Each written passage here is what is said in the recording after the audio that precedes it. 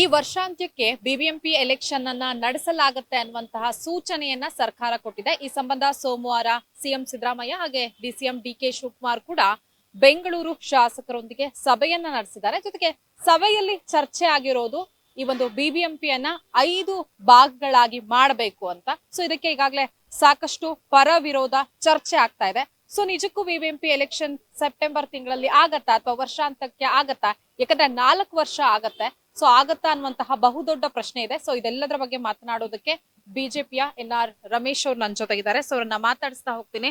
Sir, ಈಗ 4 years but ಒಂದು ಸ್ಥಳೀಯ ಚುನಾವಣೆ ಅನ್ನೋದು ತುಂಬಾನೇ ಇಂಪಾರ್ಟೆಂಟ್ ಆಗತ್ತೆ. ಸೊ ಅದರಲ್ಲೂ ಈಗ ಬಿಬಿಎಂಪಿ ಚುನಾವಣೆ ತುಂಬಾ ಇಂಪಾರ್ಟೆಂಟ್. ವಾರ್ಡ್ಗಳಲ್ಲಿ ಅಭಿವೃದ್ಧಿ ಆಗ್ಬೇಕು ಅಂದ್ರೆ 4 ವರ್ಷಕ್ಕಾದ್ರೂ ಆಗತ್ತೆ ಅನ್ನುವಂತಹ ನಿರೀಕ್ಷೆಯಲ್ಲಿ ಜನರು ಇದ್ದಾರೆ, ಮಾಜಿ ಕಾರ್ಪೊರೇಟರ್ಗಳು ಕೂಡ ಇದ್ದಾರೆ. ಸೊ ಆಗತ್ತೆ ಅನ್ಸತ್ತಾ ಹೇಗೆ? ಇವ್ರು ಮಾಡ್ತಾ ಇರೋಂಥದ್ದು ನೋಡಿದ್ರೆ ಇನ್ನೂ ಒಂದು 2 ವರ್ಷದ ಕಾಲ ಬಿಬಿಎಂಪಿ ಚುನಾವಣೆ ನಡೆಸೋದಕ್ಕೆ ಸರ್ಕಾರಕ್ಕೂ ಇಷ್ಟ ಇಲ್ಲ. ಹಾಗೆ ಪಕ್ಷಾತೀತವಾಗಿ ಬೆಂಗಳೂರು ಮಹಾನಗರದ ಎಲ್ಲಾ ಶಾಸಕರು ಒಗ್ಗಟ್ಟಾಗಿ ಬಿಬಿಎಂಪಿ ಚುನಾವಣೆನ ಶತಾಯಗತಾಯ ಮುಂದಕ್ಕೆ ಹಾಕ್ಲೇಬೇಕು ಅಂತಾನೆ ಕಳೆದ 3.25 ವರ್ಷದಿಂದ ಪ್ರಯತ್ನ ಮಾಡಿ ಅದರಲ್ಲಿ ಯಶಸ್ಸು ಕಂಡಿರ್ತಕ್ಕಂಥದ್ದು ಕೂಡ ನಮ್ಗೆ ಮುಂದೆ ಇದೆ. ಹಾಗೆ ಈಗಲೂ ಕೂಡ ಯಾವುದೇ ಶಾಸಕರಿಗೆ, ಅದು ಪಕ್ಷಾತೀತವಾಗಿ ಎಲ್ಲಾ ಶಾಸಕರಿಗೂ, ಯಾವುದೇ ಶಾಸಕರಿಗೆ ಬಿಬಿಎಂಪಿ ಚುನಾವಣೆ ನಡೆಯೋದು ಅವ್ರಿಗೆ ಇಷ್ಟ ಇಲ್ಲ, ಬೇರೆ ಬೇರೆ ಕಾರಣಗಳಿಗೆ. ಆದರೆ ಬೆಂಗಳೂರಿನ ಬಗ್ಗೆ ಕಾಳಜಿ ಇರ್ತಕ್ಕಂಥವ್ರು, ಬೆಂಗಳೂರಿನ ಇತಿಹಾಸ ಗೊತ್ತಿರ್ತಕ್ಕಂಥ ಯಾರೊಬ್ಬರಿಗೂ ಕೂಡ ಬೆಂಗಳೂರಿನ ವಿಭಜನೆ ಬಗ್ಗೆ ಅವ್ರ ಪರವಾದಂಥ ಧ್ವನಿ ಎತ್ತಲಿಕ್ಕೆ ಸಾಧ್ಯನೇ ಇಲ್ಲ. ಎಲ್ಲೋ ಒಂದು ಕಡೆ ಸಿದ್ದರಾಮಯ್ಯನವರಂತ ಕೆಂಪೇಗೌಡರ ವಿರೋಧಿಗಳು ಮಾತ್ರ ಈ ರೀತಿಯ ಒಂದು ಕಾನೂನು ಬಾಹಿರವಾದಂಥ ಒಂದು ಭಾವನೆಗಳ ಜೊತೆ ಆಟ ಆಡುವಂಥ ನಿರ್ಣಯ ತಗೊಳಕ್ ಸಾಧ್ಯ ಇದೆ. ಒಂದು ಈಗಾಗಲೇ 45 ತಿಂಗಳು ಸಂಪೂರ್ಣ ಆಗಿದೆ. ಅಂದ್ರೆ 3.25 ವರ್ಷ, 3 ವರ್ಷ 9 ತಿಂಗಳು ಈಗಾಗಲೇ ಸಂಪೂರ್ಣ ಆಗಿದೆ. ಈಗಾಗಲೇ ಸುಪ್ರೀಂ ಕೋರ್ಟ್ ಹೇಳಿದಾಗೆ ಸುಪ್ರೀಂ ಕೋರ್ಟ್ 2015 ಮೇ ತಿಂಗಳಲ್ಲಿ ನಾವೆಲ್ಲ ಅಲ್ಲಿ ಚುನಾವಣೆಗೆ ಸಂಬಂಧಪಟ್ಟ ಹಾಗೆ ನಾವು ಕಾನೂನು ಹೋರಾಟ ಪ್ರಾರಂಭ ಮಾಡಿದಾಗ ಯಾವುದೇ ಕಾರಣಕ್ಕೂ ನೀವು ಸ್ಥಳೀಯ ಸಂಸ್ಥೆ ಬಿಬಿಎಂಪಿ ಸೇರಿದಾಗ ಯಾವುದೇ ಸ್ಥಳೀಯ ಸಂಸ್ಥೆ ಚುನಾವಣೆ ನೀವು ಜನಪ್ರತಿನಿಧಿಗಳು ಇಲ್ಲದೆ ಮಾಡಬಾರ್ದು ಅಂತ ಹೇಳಿ ಒಂದು. ಇನ್ನೊಂದು, ಸಂವಿಧಾನ ಹೇಳುವಂಥದ್ದು 6 ತಿಂಗಳಿಗೂ ಹೆಚ್ಚು ಕಾಲ ಆಡಳಿತಾಧಿಕಾರಿಗಳ ಕೈಗೆ ಈ ಸ್ಥಳೀಯ ಸಂಸ್ಥೆಗಳ ಅಧಿಕಾರವನ್ನು ಕೊಡೋ ಆಗಿಲ್ಲ ಅನ್ನೋದು ಒಂದು. ಹಾಗೆ ಸಂವಿಧಾನದ 74ನೇ ತಿದ್ದುಪಡಿ ಕೂಡ 74th ಅಮೆಂಡ್ಮೆಂಟ್ ಕೂಡ ಈ ಸ್ಥಳೀಯ ಸಂಸ್ಥೆಗಳ ಔಚಿತ್ಯ ಏನಿದೆ ಅನ್ನೋದು ಅತ್ಯಂತ ಸ್ಪಷ್ಟವಾಗಿ ಹೇಳಿದೆ. ಇಲ್ಲಿ ಯಾವುದೇ ಕಾರಣಕ್ಕೂ ಸ್ಥಳೀಯ ಸಂಸ್ಥೆಗಳಲ್ಲಿ ಶಾಸಕರಾಗ್ಲಿ ಸಂಸದರಾಗ್ಲಿ ಅವರ ಹಕ್ಕನ್ನ ಚಲಾಯಿಸುವಂತ ಇಲ್ಲ, ಮತ್ತೆ ಇದರಲ್ಲಿ ಅವರ ಮೂಗು ತೂರಿಸೋಗಿಲ್ಲ ಅಂತ ಅತ್ಯಂತ ಸ್ಪಷ್ಟವಾಗಿ 74th ಅಮೆಂಡ್ಮೆಂಟ್ ಹೇಳಿದೆ. ಆದ್ರೂ ಕೂಡ ಅದನ್ನೆಲ್ಲ ಗಾಳಿಗೆ ತೋರಿ ಇವತ್ತು ಬಿಬಿಎಂಪಿನ 225 ವಾರ್ಡ್ ಮಾಡ್ತೀವಿ ಅಂದ್ರೆ ಅದು ಆಯ್ತು. ಆದ್ರೆ ಇವತ್ತು 400 ವಾರ್ಡ್ಗಳನ್ನ ಮಾಡ್ತೀವಿ, 80 ವಾರ್ಡ್ಗಳನ್ನಾಗಿ 5 ಮಹಾನಗರ ಪಾಲಿಕೆಗಳನ್ನಾಗಿ ಮಾಡ್ತೀವಿ ಅಂತ ಹೇಳಿ ಬೃಹತ್ ಬೆಂಗಳೂರು ಮಹಾನಗರ ಪಾಲಿಕೆಯನ್ನ ಇಡೀ ದೇಶದಲ್ಲೇ ಭೌಗೋಳಿಕವಾಗಿ ಅತ್ಯಂತ ದೊಡ್ಡದಾದಂತ ಮತ್ತೆ ಮತದಾರರ ಜನಸಂಖ್ಯೆ ಆಧಾರದಲ್ಲಿ 3ನೇ ಅತಿ ದೊಡ್ಡದಾದಂತ ಮಹಾನಗರ ಪಾಲಿಕೆಯನ್ನ ಒಡೆದು ಚೂರು ಮಾಡಿ ಈ ಪಾಂಡವಪುರ, ಮಳವಳ್ಳಿ ಈ ರೀತಿಯ ಪುರಸಭೆಗಳ ಮಾದರಿಯಲ್ಲಿ ಇದನ್ನ ಮಾಡ್ಲಿಕ್ಕೆ ಹೊರಟಿರ್ತಕ್ಕಂಥದ್ದು. ಎಲ್ಲೋ ಒಂದು ಕಡೆ ಇದು ಬೆಂಗಳೂರಿನ ಸಂಪೂರ್ಣ ಒಂದು ಹಿರಿಮೆಯನ್ನ ಹಾಳು ಮಾಡುವಂತ ಕೆಲಸವನ್ನ ಸಿದ್ದರಾಮಯ್ಯನವ್ರು ಮಾಡ್ತಾ ಇರುವಂತದ್ದು. ಅವರಿಗೆ ಅದಕ್ಕೆ ಪೂರಕವಾಗಿ ಬಿಬಿಎಂಪಿಯ ಆಯುಕ್ತರಾಗಿ ಕೆಲಸ ಮಾಡಿದಂತ ಅವ್ರಿಗವರೇ ನಾನು ಖಡಕ್ ಅಧಿಕಾರಿ ಅಂತ ಹೇಳಿ ತಮ್ಮ ಬೆನ್ನನ್ನು ತಾವೇ ತಟ್ಕೊಳ್ತಾ ಇದ್ದಂತ ಸಿದ್ದಯ್ಯ ಅಂತ ಒಬ್ಬ ಬೆಂಗಳೂರು ವಿರೋಧಿ ಮತ್ತೆ ಭ್ರಷ್ಟ IAS ಅಧಿಕಾರಿ, ಹಾಗೆ BS ಪಾಟೀಲ್ ಅಂತ ಇನ್ನೊಬ್ಬ ಮತಿಗೆಟ್ಟ ಇರ್ತಕ್ಕಂತ ಒಂದು ಅಧಿಕಾರಿ ಸೇರ್ಕೊಂಡು ಕಾಂಗ್ರೆಸ್ ಅಧಿಕಾರದಲ್ಲಿ ಇದ್ದಾಗ್ಲೂ ಕೂಡ ಅವರ ನೇತೃತ್ವದಲ್ಲೇ ಒಂದು ಕಮಿಟಿ ಮಾಡಿತ್ತಲ್ವಾ ಸರ್, 3 ಭಾಗಗಳಾಗಿ ಮಾಡ್ಬೇಕು ಅಂತ?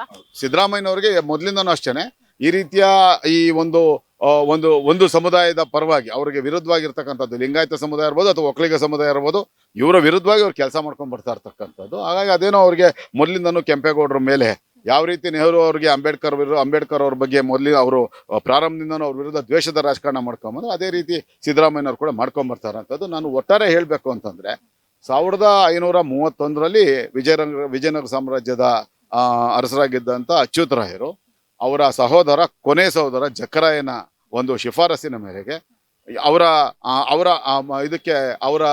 ಆಡಳಿತಕ್ಕೆ ಒಳಪಟ್ಟಿದ್ದಂಥ ಅವ್ರಿಗೆ ಸಾಮಂತರಾಗಿದ್ದಂಥ ಹಿರಿಯ ಕೆಂಪೇಗೌಡರ ಕನಸಿನಂತೆ ಅವ್ರಿಗೇನು ಅವತ್ತು 12 ಹೋಬಳಿಗಳನ್ನ ಜಹಗೀರಾಗಿ ಕೊಟ್ಟರು. ಅದು ತಾಮ್ರದ ಶಾಸನ ಇವತ್ತಿಗೂ ನಮ್ಗೆ ಲಭ್ಯ ಇದೆ. ಮತ್ತೆ ಹಾಗೆ 50,000 ಪಗೋಡಗಳನ್ನ ಈ ಬೆಂಗಳೂರು ಮಹಾನಗರವನ್ನ ನಿರ್ಮಾಣ ಮಾಡ್ಲಿಕ್ಕೆ ಅಂತ ಅವರು ಸಹಾಯದ ರೂಪದಲ್ಲಿ ಕೊಟ್ಟರು. ಅದಕ್ಕೆ ಪೂರಕವಾಗಿ ಯಾವ 12 ಹೋಬಳಿಗಳು, ಅದು ಕುಂಬಳಗೋಡು, ಕೆಂಗೇರಿ, ಉತ್ತರಹಳ್ಳಿ, ವರ್ತೂರು, ಈ ರೀತಿಯ 12 ಹೋಬಳಿಗಳು, 12 ಹೋಬಳಿಗಳ ಪೈಕಿ ಅವತ್ತು ಅವರಿಗೆ ಶಕ್ತಿ ಇದ್ದಷ್ಟು ಶೇಕಡ ಆ ಒಂದು 12 ಹೋಬಳಿಗಳಲ್ಲಿ 10% ಪ್ರದೇಶದಲ್ಲಿ ಮಾತ್ರ ಅವರು ಬೆಂಗಳೂರು ಮಹಾನಗರ ನಿರ್ಮಾಣ ಮಾಡ್ಲಿಕ್ಕೆ ಸಾಧ್ಯ ಆಯಿತು. ಆದರೆ ಕಾಲ ಕಳೆದಂತೆ ಇವತ್ತು ಸುಮಾರು ಆ 12 ಹೋಬಳಿಗಳ ಪೈಕಿ 70% ಭಾಗದಲ್ಲಿ ಬೃಹತ್ ಬೆಂಗಳೂರು ಮಹಾನಗರ ಬೆಳೆದು ನಿಂತಿದೆ. ಇನ್ನೂ 30ರಷ್ಟು ಕೆಂಪೇಗೌಡ ಜಾಗೀರಾಗಿ ಕೊಟ್ಟಿದ್ದಂಥ ಜಾಗ ಇನ್ನೂ 30ರಷ್ಟು ಪ್ರದೇಶ ಈಗಲೂ ಜಿಲ್ಲಾ ಪಂಚಾಯತಿ, ತಾಲೂಕ್ ಪಂಚಾಯತಿ, ಗ್ರಾಮ ಪಂಚಾಯತಿ ವ್ಯಾಪ್ತಿಗೆ ಒಳಪಟ್ಟಿರ್ತಕ್ಕಂಥದ್ದು. ಅಂತಹ ಈ ಒಂದು ಸಂದರ್ಭದಲ್ಲಿ ಇಷ್ಟೊಂದು ಐತಿಹಾಸಿಕವಾಗಿ ಬೃಹತ್ ಬೆಂಗಳೂರು ಮಹಾನಗರ ಪಾಲಿಕೆಯನ್ನ ಮಹಾನಗರವನ್ನ ನಿರ್ಮಾಣ ಮಾಡಿದ್ದಂಥ ಸಮುದ್ರ ಮಟ್ಟದಿಂದ 3000 ಅಡಿಗೂ ಹೆಚ್ಚು ಪ್ರದೇಶದಲ್ಲಿದ್ದು ಯಾವುದೇ ಪ್ರಾಕೃತಿಕ ವಿಕೋಪಗಳಿಗೆ ಯಾವತ್ತೂ ತುತ್ತಾಗದ ರೀತಿಯಲ್ಲಿ ಬೆಂಗಳೂರು ಮಹಾನಗರನ ಅತ್ಯಂತ ವೈಜ್ಞಾನಿಕವಾಗಿ ನಿರ್ಮಾಣ ಮಾಡಿದ್ದಾರೆ. ಅದನ್ನ ಇವರು ಛಿದ್ರ ಮಾಡುವಂತದ್ರ ಮೂಲಕ ಆ ಕೆಂಪೇಗೌಡರ ಕನಸನ್ನ ಚೂರ್ ಮಾಡುವಂತ ಕೆಲಸಕ್ಕೆ ಸಿದ್ದರಾಮಯ್ಯ ಕೈ ಹಾಕಿದ್ದಾರೆ. ಅದು ಒಂದ್ ರೀತಿ ಆಯ್ತು. ಅಂದ್ರೆ ಇದೇ ರೀತಿ ದೆಹಲಿ ಮಹಾನಗರ ಪಾಲಿಕೆಯನ್ನ ಕೂಡ ನಮ್ಮದೇ ಪಕ್ಷ ಭಾರತೀಯ ಜನತಾ ಪಕ್ಷವೇ ಬೇರೆ ಬೇರೆ ಕಾರಣಗಳಿಗೆ 3 ಭಾಗಗಳನ್ನಾಗಿ 3 ಪಾಲಿಕೆಗಳನ್ನಾಗಿ ವಿಂಗಡಣೆ ಮಾಡಿತು. ಅದು ಉತ್ತರ ದೆಹಲಿ ಮಹಾನಗರ ಪಾಲಿಕೆ, ಹಾಗೆ ಕೇಂದ್ರ ದೆಹಲಿ ಮಹಾನಗರ ಪಾಲಿಕೆ, ಹಾಗೆ ದಕ್ಷಿಣ ದೆಹಲಿ ಮಹಾನಗರ ಪಾಲಿಕೆ ಅಂತ ಮಾಡಿದ್ರು. ಇದರಲ್ಲಿ ಉತ್ತರ ಭಾಗದ ದೆಹಲಿ ಏನಿತ್ತು ಅದು ಆರ್ಥಿಕವಾಗಿ ಅತ್ಯಂತ ಶ್ರೀಮಂತ ಮಹಾನಗರ ಪಾಲಿಕೆ ಆಯಿತು. ಅದೇ ದಕ್ಷಿಣ ದೆಹಲಿ ಮಹಾನಗರ ಪಾಲಿಕೆ ಆರ್ಥಿಕವಾಗಿ ಬಹಳ ಕಡು ಬಡತನದ ಮಹಾನಗರ ಪಾಲಿಕೆಯಾಗಿ ಪರಿವರ್ತನೆ ಆಯಿತು. ಯಾಕೆ ಅಂತಂದ್ರೆ ಅಲ್ಲಿ ಸಂಗ್ರಹ ಆಗ್ತಾ ಇದ್ದಂಥ ಒಂದು ಏನು ಆಸ್ತಿ ತೆರಿಗೆ ಇರ್ಬೋದು, ರಸ್ತೆ ತೆರಿಗೆಗಳಿರ್ಬೋದು, ಈ ರೀತಿ ಎಲ್ಲ ತೆರಿಗೆಗಳ ಆದಾಯದ ಮೂಲ ಉತ್ತರ ದೆಹಲಿಗೆ ಅತಿ ಹೆಚ್ಚು ಆದಾಯ ಹೋಗ್ತಾ ಇದ್ರೆ 17,000 ಕೋಟಿ ರೂಪಾಯಿ 3 ಪಾಲಿಕೆಗಳಿಂದ ಸಂಗ್ರಹ ಆಗ್ತಾ ಇದೆ. ಅದರಲ್ಲಿ 11,000 ಕೋಟಿ ರೂಪಾಯಿಗಳಷ್ಟು ಹಣ ಕೇವಲ ಉತ್ತರ ದೆಹಲಿಗೆ ಹೋಗ್ತಾ ಇತ್ತು.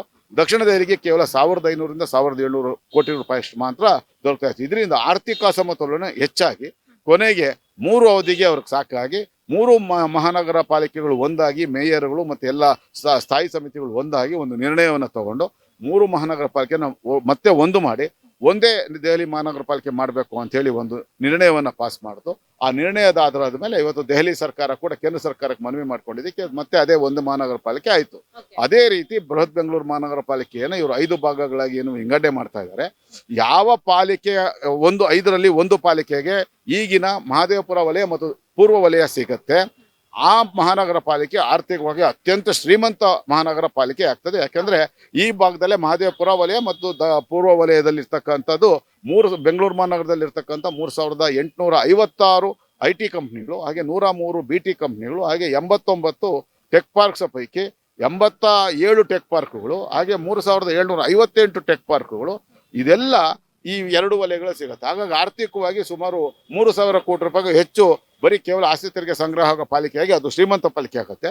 ಅದೇ ದಾಸರಳ್ಳಿ ವಲಯ ಮತ್ತು ಪಶ್ಚಿಮ ವಲಯಗಳಿರ್ತಕ್ಕಂಥ ಈಗಿನ ಪಶ್ಚಿಮ ವಲಯಗಳಿರ್ತಕ್ಕಂಥ ಭಾಗ ಯಾವ ಪಾಲಿಕೆಗೆ ಸೇರುತ್ತೆ ಅದು ಅತ್ಯಂತ ಆರ್ಥಿಕವಾಗಿ ಅತ್ಯಂತ ಹಿಂದುಳಿದ ಪಾಲಿಕೆಯಾಗಿ ಇದಾಗತ್ತೆ. ಯಾಕಂದ್ರೆ ಇಲ್ಲಿ ನಮಗೆ ಒಂದೇ ಒಂದು ಕೂಡ IT ಕಂಪ್ನಿ ಆಗಲಿ, ಟೆಕ್ ಪಾರ್ಕ್ ಆಗಲಿ, ಅಥವಾ ಈ ಬಯೋಟೆಕ್ನಾಲಜಿ ಕಂಪ್ನಿಗಳಾಗಿ ಯಾವುದೂ ಸಿಗೋಕ್ಕೆ ಸಾಧ್ಯ ಇಲ್ಲ. ಈ ಟೆಕ್ ಪಾರ್ಕ್ಗಳ ಪೈಕಿ RR ನಗರದಲ್ಲಿ ಇರ್ತಕ್ಕಂಥ ಗ್ಲೋಬಲ್ ವಿಲೇಜ್ ಟೆಕ್ ಪಾರ್ಕ್ ಅಂತ ಒಂದಿದೆ, ಅದೊಂದು ಹೊರತುಪಡಿಸಿದ್ರೆ ಇನ್ನು 88 ಟೆಕ್ ಪಾರ್ಕ್ಗಳು ನಾನು ಈಗಾಗಲೇ ಹೇಳಿದಾಗನೇ ಮಹದೇವಪುರ ವಲಯ ಮತ್ತು ಪೂರ್ವ ವಲಯಗಳ ವ್ಯಾಪ್ತಿಗೆ ಬರುವಂಥದ್ದು.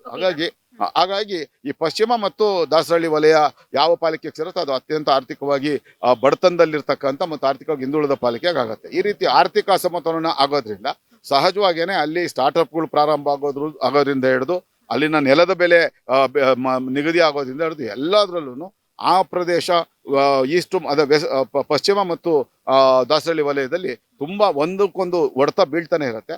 ಹಾಗಾಗಿ ಇದು ಎಲ್ಲೋ ಒಂದ್ ಕಡೆ ಆರ್ಥಿಕವಾಗಿ ದೊಡ್ಡ ಅಸಮತೋಲನಕ್ಕೆ ನಾಂದಿ ಆಗುತ್ತೆ. ಹಾಗಾಗಿ ಈ ಒಂದು ಕಾನೂನು ಬಾಹಿರ ನಿರ್ಣಯ, ಹಾಗೆ ಕೆಂಪೇಗೌಡರ ಬಗ್ಗೆ ಅವ್ರಿಗಿರ್ತಕ್ಕಂಥ ಅಸಮಾಧಾನವನ್ನ ಈ ರೀತಿ ಬೆಂಗಳೂರು ಮಹಾನಗರನ ಛಿದ್ರ ಮಾಡುವಂತ ಅವರ ಭಾವನೆಗಳ ಜೊತೆಗೆ ಬೆಂಗಳೂರಿನ ನಾಗರಿಕರ ಭಾವನೆಗಳ ಜೊತೆ ಆಟ ಆಡುವಂತ ಕೆಲಸವನ್ನ ಸಿದ್ದರಾಮಯ್ಯನವರು ಮಾಡಕ್ ಕೊಟ್ಟಿದ್ದಾರೆ. ಅದ್ರ ವಿರುದ್ಧ ಭಾರತೀಯ ಜನತಾ ಪಾರ್ಟಿ ಮುಂದಿನ ದಿನಗಳು ತುಂಬಾ ದೊಡ್ಡ ಮಟ್ಟದ ಹೋರಾಟ ಪ್ರಾರಂಭ ಮಾಡತ್ತೆ. ಆದ್ರೆ ವೈಯಕ್ತಿಕವಾಗಿ ನಾನು ಇದೇ ಸೋಮವಾರ ಅಥವಾ ಮಂಗಳವಾರ ದಿನ ಈ ಒಂದು ವಿಭಜನೆ ವಿರುದ್ಧ ಅವರು ಆದೇಶದ ಪ್ರತಿ ನನಗೆ ದೊರಕಿದ ತಕ್ಷಣ, ಸರ್ಕಾರಿ ಆದೇಶ ಪ್ರತಿ ದೊರಕಿದ ತಕ್ಷಣ ಅದ್ರ ವಿರುದ್ಧ ನಾನು ಸಾರ್ವಜನಿಕ ಹಿತಾಸಕ್ತಿ ಮೊಕದ್ದಮೆಯನ್ನು ಹೂಡಲಿಕ್ಕೆ ತಯಾರು ಮಾಡ್ಕೊಂಡಿದ್ದೆ. ಸೋಮವಾರ ಏನು ಸಿಎಂ DCM ಮೀಟಿಂಗ್ ಮಾಡಿದ್ದಾರೆ, ನಾಮಕಾವಸ್ಥೆಗೆ ಮೀಟಿಂಗ್ ಮಾಡಿದಾರ ಅಥವಾ ಎಲೆಕ್ಷನ್ ಪೋಸ್ಟ್ಪೋನ್ ಆಗ್ಬೇಕು ಅನ್ನೋ ಕಾರಣಕ್ಕೆ ಮೀಟಿಂಗ್ ಮಾಡಿದ್ದಾರೆ ಅನ್ಸುತ್ತಾ, ಹೇಗೆ?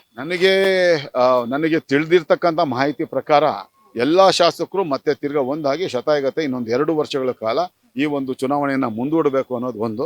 ಅದ್ರಲ್ಲಿ ಒಂದು ನೆಪ, ಇವರು ಒಂದು ಮ್ಯಾಂಡೇಟ್ರಿ ಅಲ್ಲ, ಅದು ಕೂಡ 2011ರ ಸೆನ್ಸಸ್ ಆಧಾರದಲ್ಲಿ ಇವರು ಚುನಾವಣೆ ನಡೆಸೋ ಬದಲು 2021ರ ಜನಗಣತಿ ವರದಿ ಬಂದ್ಮೇಲೆ ಮಾಡ್ಲಿ ಅನ್ನೋದು ಕೂಡ ಒಂದು ವಾದ ಮಾಡ್ತಾ ಇದೆ. ಅದು ಇರ್ಬೋದು. ಆದ್ರೂ ಕೂಡ ಈಗಾಗಲೇ ಸ್ಥಳೀಯ ಸಂಸ್ಥೆಗಳಿಗೆ ಯಾವುದೇ ಜನಗಣತಿ ಆಧಾರ ಮುಖ್ಯ ಅಲ್ಲ, ನೀವು ಸ್ಥಳೀಯ ಸಂಸ್ಥೆ 6 ತಿಂಗಳಿಗೆ ಹೆಚ್ಚು ಆಡಳಿತಾಧಿಕಾರಕ್ಕೆ ಕೊಡೋಗಿಲ್ಲ ಅಂತೇನು ಸುಪ್ರೀಂ ಕೋರ್ಟ್ ಆದೇಶ ಮಾಡಿದ್ರು ಕೂಡ ಇವ್ರು ಈ ರೀತಿ ಒಂದಲ್ಲ ಒಂದು ನೆಪಗಳು ಹೇಳ್ಕೊಂಡು ಕುಂಟು ನೆಪಗಳು ಹೇಳ್ಕೊಂಡು ಮಾಡ್ಕೊಂಡು ಬರ್ತಾ ಇದ್ದಾರೆ. ಅದನ್ನ ನಾವು ಕೂಡ ಖಂಡಿಸ್ತೀವಿ. ಆದರೆ ಎಲ್ಲೋ ಇವರು ಮಾಡಬೇಕಾಗಿರುವಂಥದ್ದು, ಇವ್ರು ಮಾಡಕ್ ಕೊಟ್ಟಿರುವಂಥದ್ದು ಈ ರೀತಿ ವಿಭಜನೆ ಮಾಡ್ತೀವಿ ಅಂತ ಹೇಳಿ ಇವರು ಒಂದಷ್ಟು ಆದೇಶ ಹೊರಡಿಸಿ ಅದರ ಮೂಲಕ ಒಂದಷ್ಟು ಪ್ರತಿಭಟನೆಗಳನ್ನು ಇವರೇ ಮಾಡಿಸಿ ಇವ್ರುಗಳೇ ಒಂದಷ್ಟು 8-10 ಸಾರ್ವಜನಿಕ ಹಿತಾಸಕ್ತಿ ಮೊಕದ್ದಮೆಗಳು ಹಾಕಿಸಿ ಆ ಮೂಲಕ 1-2 ವರ್ಷಗಳ ಕಾಲ ಚುನಾವಣೆಯನ್ನು ಮುಂದೂಡುವಂಥ ಒಂದು ದೊಡ್ಡ ತಂತ್ರವನ್ನ ಮಾಡ್ತಾ ಇದ್ದಾರೆ. ಅದು ಯಾಕೆ ಅಂತ ನಿಮ್ಗೆ ಗೊತ್ತಿದೆ. ಸ್ಥಳೀಯ ಸಂಸ್ಥೆಯ ಪ್ರತಿನಿಧಿಗಳಿದ್ರೆ ಅಂದ್ರೆ ಕಾರ್ಪೊರೇಟರ್ಸ್ ಇದ್ರೆ ಜನರು ನೇರವಾಗಿ ಶಾಸಕರ ಹತ್ರ ಹೋಗಕ್ಕೆ ಸಾಧ್ಯ ಇಲ್ಲ. ಯಾಕೆ ಅಂತಂದ್ರೆ ಬೀದಿ ದೀಪದ ಸಮಸ್ಯೆ ಇರ್ಬೋದು, ಅಥವಾ ಒಳಚರಂಡಿ ಕುಡಿಯೋ ನೀರಿನ ಸಮಸ್ಯೆ ಇರ್ಬೋದು, ಅಥವಾ ಕಸದ ಸಮಸ್ಯೆ ಇರ್ಬೋದು. ಈ ರೀತಿಯ ಸಣ್ಣ ಪುಟ್ಟ ಮೂಲಭೂತ ಸೌಕರ್ಯಗಳಿಗೆ ಸಂಬಂಧಪಟ್ಟ ಸಮಸ್ಯೆಗಳಿಗೆ ಜನ ನೇರವಾಗಿ ಕಾರ್ಪೊರೇಟರ್ ಹತ್ರ ಹೋಗ್ತಾರೆ ಹೊರತು ಕಾರ್ಪೊರೇಟರ್ ಮೇಲೆ ಅವಲಂಬಿಸಿರ್ತಾರೆ ಹೊರತು ಶಾಸಕರ ಹತ್ರ ಹೋಗೋದು ಇಲ್ಲ. ಹೋದ್ರೆ ಶಾಸಕರು ಅದಕ್ಕೆ ಪೂರ್ಣ ಪ್ರಮಾಣದಲ್ಲಿ ಅದಕ್ಕೆ ಅವರು ಪ್ರತಿಕ್ರಿಯೆ ಕೊಡಲಿಕ್ಕೆ ಅದರ ವಿರುದ್ಧ ಕ್ರಮ ತಗೊಳ್ಳೋಕ್ಕೂ ಸಾಧ್ಯ ಇರಲ್ಲ. ಆದರೆ ಎಲ್ಲೋ ಒಂದು ಕಡೆ ಜನರು ನೇರವಾಗಿ ಕಾರ್ಪೊರೇಟರ್ಗಳ ಜೊತೆ ಇದ್ದಾರೆ ಅನ್ನೋದು ಒಂದು. ಮತ್ತೆ ನಮ್ಮ ರೀತಿ ಕೆಲವೊಂದಷ್ಟು ಜನ ಕಾರ್ಪೊರೇಟರ್ಗಳು ನಡ್ಕೊಂಡಿರ್ತಕ್ಕಂಥ ರೀತಿ ಕೂಡ ಎಲ್ಲ ಒಂದು ಕಡೆ ಕಾರ್ಪೊರೇಟರ್ಗಳು ಅವ್ರು ಮಾಡ್ಕೊಂಡಿರ್ತಕ್ಕಂಥ ಒಂದು ಬೆರಳೆಣಿಕೆಯಷ್ಟು ಕಾರ್ಪೊರೇಟರ್ಗಳು ಅವ್ರು ಮಾಡ್ಕೊಂಡಿರ್ತಕ್ಕಂಥ ಅಪಾರ ಪ್ರಮಾಣದ ಅಕ್ರಮವಾದ ಅಂತ ಆಸ್ತಿ ಪಾಸ್ತಿಗಳು ಕೂಡ ಈ ಶಾಸಕರ ಕೆಂಗಣ್ಣಿಗೆ ಗುರಿಯಾಗಿರ್ಬೋದು. ಅದು ಕೂಡ ಒಂದು ಕಾರಣ ಅಂತ ನಾನು ಹೇಳಕ್ ಈ ಇಷ್ಟಪಡ್ತೀನಿ. ಸಂಬಂಧ ಎಕ್ಸ್ ಕಾರ್ಪೊರೇಟರ್ ಯಾರಾದ್ರೂ ನಿಮ್ಮನ್ನ ಭೇಟಿ ಮಾಡಿದಾರಾ ಕೋರ್ಟ್ಗೆ ಹೋಗೋ ಸಂಬಂಧ, ಅಥವಾ ಮೀಟಿಂಗ್ ಏನಾದ್ರೂ ಬಿಜೆಪಿಲಿ ಆಗಿದೆಯಾ ಸರ್? ಬಿಜೆಪಿಲಿ ಅಂತಲ್ಲ, ನಿನ್ನೆ ಕಾಂಗ್ರೆಸ್ ಪಕ್ಷದಲ್ಲಿ ಕೂಡ ನಿನ್ನೆ ಹೇಳಿದ್ದಾರೆ. ಅಲ್ಲಿನ ಅವರು ಆಡಳಿತ ಪಕ್ಷದ ನಾಯಕರಾಗಿದ್ದಂಥ ವಾಜಿದ್ ಅವ್ರು ಇರ್ಬೋದು, ಅಥವಾ ವಿರೋಧ ಪಕ್ಷದ ಆಡಳಿತ ಪಕ್ಷದ ನಾಯಕ ಇನ್ನೊಬ್ರು ಶಿವರಾಜ್ ಅವ್ರು ಇರ್ಬೋದು. ಇವರೆಲ್ಲರೂ ನಮ್ಮ ಯಾರ ಗಮನಕ್ಕೂ ತರದಿರೋ ಏಕಾಏಕಿ 5 ಪಾಲಿಕೆ ಮಾಡಕ್ ಕೊಟ್ಟಿದ್ದಾರೆ ಅಂತ ಮಾಧ್ಯಮಗಳಿಗೆ ಹೇಳಿರುವಂತ ನಾನು ನೋಡಿದ್ದೀನಿ. ಅವರು ಕೂಡ ನಮ್ಮ ಜೊತೆ ಸಂಪರ್ಕದಲ್ಲಿದ್ದಾರೆ. ನಾವೊಂದು ಸುಮಾರು 50-60 ಜನ ನಿರಂತರ ಸಂಪರ್ಕದಲ್ಲಿದ್ದೀವಿ. ಎಲ್ಲ ಒಟ್ಟಾರೆಯಾಗಿ ಒಂದು ಕಾನೂನು ಹೋರಾಟ ಮಾಡ್ಲಿಕ್ಕೂ ನಾವು ತಯಾರಿ ಮಾಡ್ಕೊಂಡಿದ್ದೀವಿ. ಪಕ್ಷಾತೀತವಾಗಿ ಎಲ್ಲರೂ ಕೂಡ ಇದಕ್ಕೆ ಅಪೋಸ್ ಮಾಡ್ತಿದ್ದಾರೆ. ಪಕ್ಷಾತೀತವಾಗಿ ಅವ್ರು ಎಲ್ಲರೂ ನಾವು ಕಾನೂನು ಹೋರಾಟ ಸುಪ್ರೀಂ ಕೋರ್ಟ್ನಲ್ಲೂ ಮಾಡಕ್ ಹೊರಟಿದ್ದೀವಿ. ಸುಪ್ರೀಂ ಕೋರ್ಟ್ ಏನಾದೇಶ ಮಾಡಿತ್ತೋ ಅದನ್ನ ಮತ್ತೆ ಪ್ರಶ್ನೆ ಮಾಡ್ಲಿಕ್ಕೂ ಹೊರಟಿದ್ದೀವಿ. ಹಾಗೆ ಇವರು 5 ಭಾಗಗಳನ್ನಾಗಿ ಏನು ವಿಭಜನೆ ಮಾಡಿ ತುಂಡು ಮಾಡಿ, ನಾನು ಈಗಾಗಲೇ ಹೇಳಿದ ಹಾಗೆ ಈ ಒಂದು ಕನಕಪುರ, ಪಾಂಡವಪುರ, ಮಳವಳ್ಳಿ ಅಂತ ಪುರಸಭೆಗಳ ಮಾದರಿಯಲ್ಲಿ ಬೆಂಗಳೂರು ಮಹಾನಗರನ ಪರಿವರ್ತನೆ ಮಾಡ್ಲಿಕ್ಕೆ ಹೊರಟಿದ್ದಾರೆ. ಅದನ್ನ ನಾವು ಯಾವುದೇ ಕಾರಣಕ್ಕೂ ಆಗ್ಲಿಕ್ಕೆ ಬಿಡೋದಿಲ್ಲ.